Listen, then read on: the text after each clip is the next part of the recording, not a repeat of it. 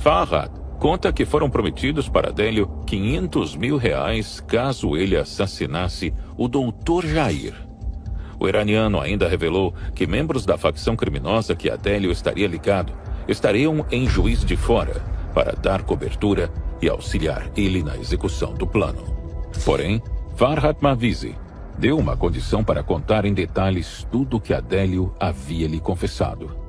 Ele pediu um perdão judicial pelos seus crimes e a garantia de que poderia sair do país e ir para os Estados Unidos ou Israel, onde seus familiares estariam. Questionado como produziria provas das suas revelações, o iraniano disse que muitas mensagens e áudios nos computadores e nos celulares de Adélio poderiam revelar quem são essas pessoas, e que há 99% de chances da polícia encontrar mensagens que corroborem com as denúncias feitas por ele.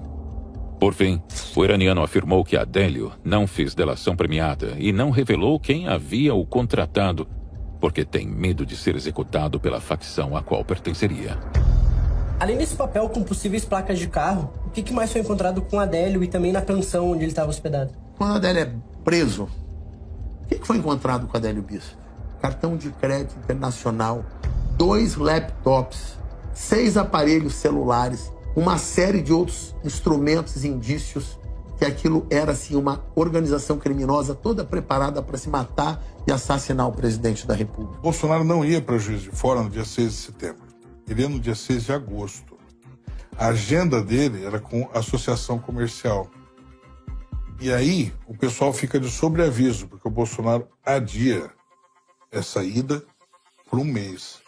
Quando ele adia essa ida por um mês, apenas quem tinha acesso a essa informação era quem cuidava da agenda do Bolsonaro. Segundo as informações que eu levantei, era o pessoal do Bebiano. O Bebiano era presidente temporário, né, da Nacional. Então ele acabou agregando tudo da campanha para ele, por conta desse modo dele de trabalhar extremamente centralizador. O Bolsonaro era blindado pelo Bebiano. Para você falar com o Bolsonaro, você teria que passar pelo Bebiano. Porque se o Adélio é um louco e um belo dia, na história do planeta, na história da política mundial, ele cai de paraquedas no colo do Bolsonaro com uma faca na mão, então isso é um fato que precisa ser examinado. Agora, por outro lado, se o Adélio premeditou, para que ele pudesse premeditar, o pressuposto é que alguém conhecesse a agenda do presidente.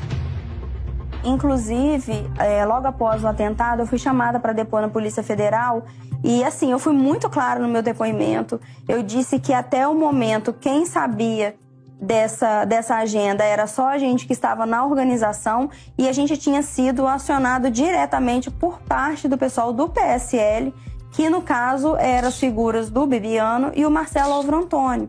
Então, assim, eles queriam entender como essa agenda vazou para que o Adélio estivesse na cidade antes da data, de fato, que ocorreu o atentado do presidente Bolsonaro. E os policiais falaram para ele: Jair, não vá, não vá. A gente não vai conseguir garantir sua segurança.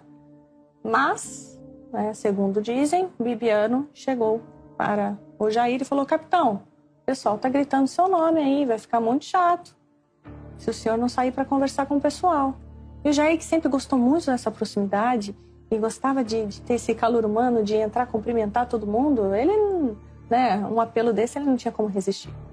Então ele falou: não, eu vou. E acabou enfrentando a multidão e aconteceu essa tentativa de homicídio, né?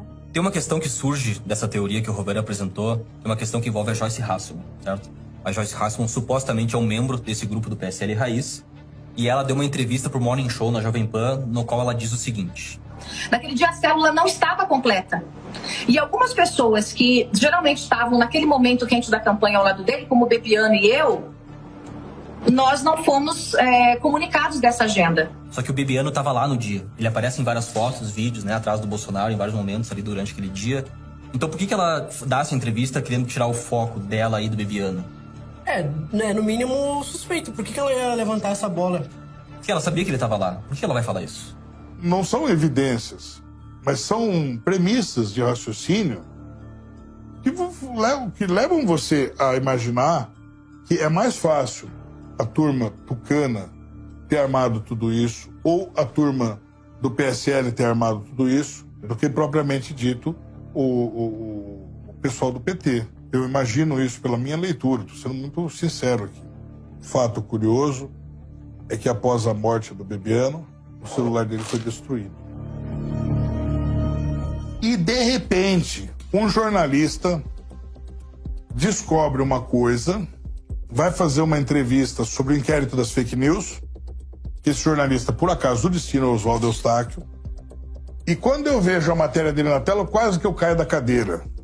Por quê? Porque ele traz a informação de que havia um grupo chamado PSL Raiz, cujos nomes que eu falei nos bastidores, que ninguém sabia, estavam exatamente nesse grupo. Quer dizer, o grupo existia de fato. Para premeditar a facada, precisava existir esse grupo. E o Eustáquio traz exatamente isso na matéria dele. Um grupo chamado PSL Raiz, que tinha exatamente esses nomes. E aí, eu me lembro daquele dia, eu sentei na escada, liguei para o Eustáquio, falei, Eustáquio, saia do país porque vão prender você. Ele falou, não, mas eu não sei o quê. Eu falei, não é por causa disso. Você não sabe onde você mexeu. Você não sabe o que você encontrou. E eu não posso falar muito para você a respeito disso, porque a gente tá no telefone. Eu falei para ele, vão prender você. Isso antes dele ser preso. Eu lembro até hoje, eu estava sentado na escadaria em Brasília, eu liguei para ele, falei, Eustáquio, saia daí. Antes do incidente que ele foi parar na cadeira de rodas.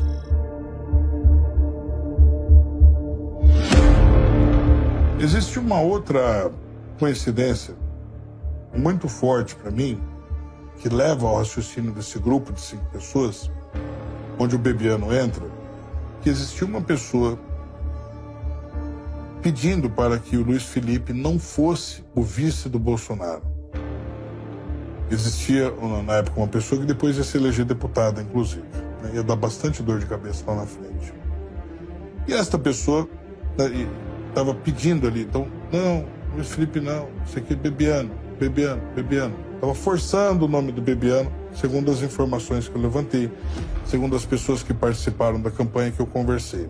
Estava tudo certo para que o Luiz Felipe fosse o vice do presidente Bolsonaro. E aí aparece, de repente, um dossiê, umas inverdades ali, etc., pichando a honra do Luiz Felipe.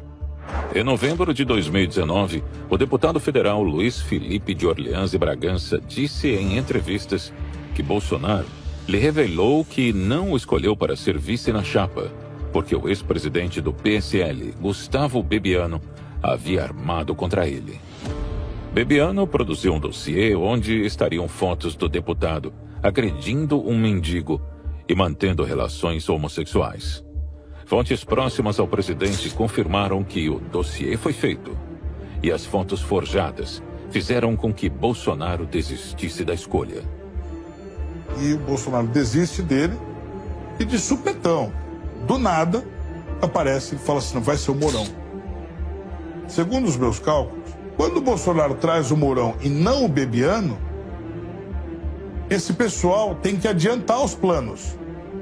Por quê? Porque você tem uma lei eleitoral que diz, né, uma resolução do TSE de 2017, que vai dizer o seguinte, que se o candidato falece 20 dias antes da eleição, a imagem dele permanece na urna. Então as pessoas não votariam Bolsonaro, votariam outro nome, mas a imagem na urna ia aparecer do Bolsonaro. Porque não dá para você fazer isso por causa da preparação das urnas, né? Eles não começam a preparar assim, em cima da urna, pirim-pim-pim, varinha de condão, sai uma urna pronta. Não é assim que funciona. Tem uma preparação, são 5.565 municípios no Brasil. Cada município tem 3, 4, 5 escolas, cada escola tem 10, 15, 20 zonas eleitorais. Cada zona eleitoral vai ter uma urna. Então, caso o seu candidato faleça, venha a óbito, antes 20 dias antes da eleição, a imagem dele permanece na urna. Isso é uma lei, uma resolução do TSE. Você vai falar, bom, o crime foi cometido no dia 6 de setembro. A eleição foi acontecer lá para o dia 3 de outubro. Então, nesse intervalo, se o presidente falece, a probabilidade de alguém usar isso e usar a lei atrelada a este fato para confundir a população. Uai, seu app de vídeos curtos.